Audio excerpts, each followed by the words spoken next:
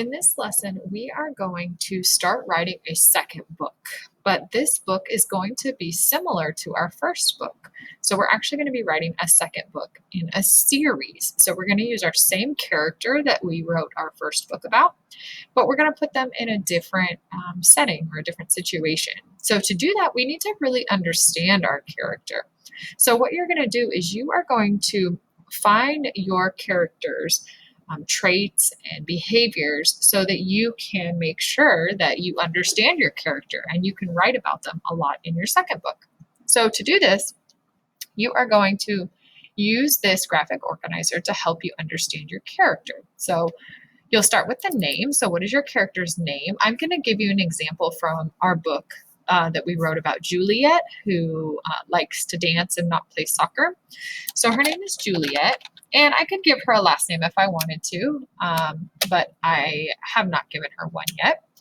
And then I'm going to talk about her appearance. So I didn't talk a lot about her appearance in my book, so I'm going to stop and think, what does Juliet really look like? Well, I wrote Juliet, the book about Juliet, she kind of looks like me. So I'm going to think about, well, she's tall, she has brown hair,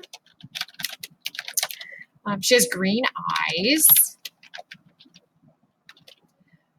And I'm trying to think if there's anything I want to add about her, what she looks like. I don't think so. I think I want to leave that for her appearance. So now I'm going to talk about her behaviors. Behaviors is how does she act. So I'm thinking about the first book that I wrote about Juliet and how she wanted to dance and not play soccer, but she kind of had a hard time telling her dad that. So I'm going to say she's kind of shy because she didn't want to really speak up. She didn't really want to kind of say anything to her dad. I would say she's also kind of quiet. She doesn't talk a lot to people she doesn't know. So those are her behaviors, and I could continue and kind of add some different behaviors of how she behaves or how she acts in the first book.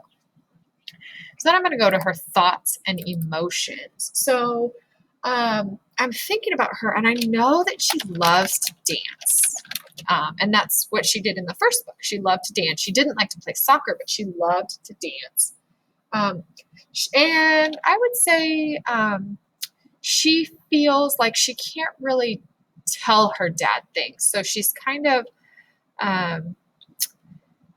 frustrated sometimes because she doesn't feel like she can tell her dad things. Okay, so those are her thoughts and her emotions. Voice and dialogue is how does she speak? So how does she talk to others? So she doesn't like to talk a lot.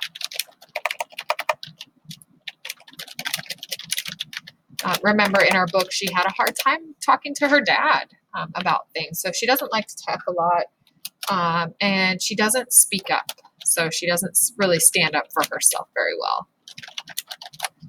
And then the last one here is the traits. So you think of these traits of how you would describe her. So I'm thinking about Juliet, and I know she's very kind. So she didn't want to hurt her dad's feelings by telling her dad that she didn't want to play soccer. So I know she's kind. I know that she is brave because she, in the end, ended up telling her dad what she wanted to do. So I know that she's brave. So now you're going to do this about your character. So you're going to think about that character you wrote about in your book, and you are going to tell me their name, their appearance, their behavior or how they act, their thoughts and emotions, their voice and dialogue in that book, and their traits. And this will help you really understand your character so you can then write a second book